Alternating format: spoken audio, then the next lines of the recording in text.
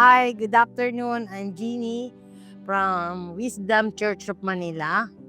Part po ako ng welcoming team.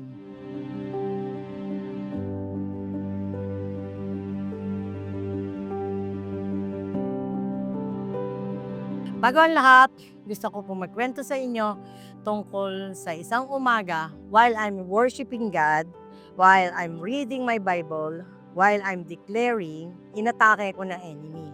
Pinasakit na yung middle dito sa tuktok ko, papunta dito yung sakit. Kung 1 to 10, nasa 15 siya. So very painful. Instead of panicking, nag-pause ako. Teka muna, this is not from the Lord. I ask Holy Spirit na protektahan ako. Naalala ko yung preaching ni Pastora na I am the righteousness of God. I am the daughters of God. Walang pwedeng manakit sa akin kasi anak nga ako ng Diyos. We're all sons and daughter of God.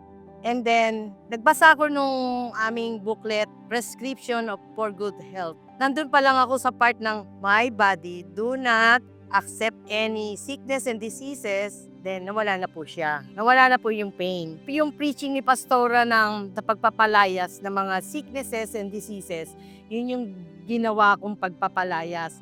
They are life to those who find them and healing to their whole body. Yung word ni God, yun yung great medicine na binigay niya sa atin free.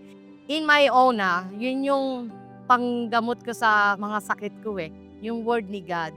I ask everyone, umattend po kayo ng Wisdom Church of Manila. Maraming declaration kayong matututunan. Maraming word ni God ma-open sa mind nyo. Spiritual eyes, ears, ma-open yan lahat.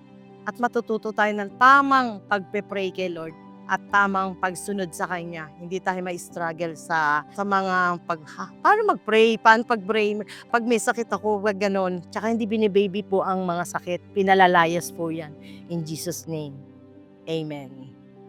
Welcome to Wisdom Church of Manila.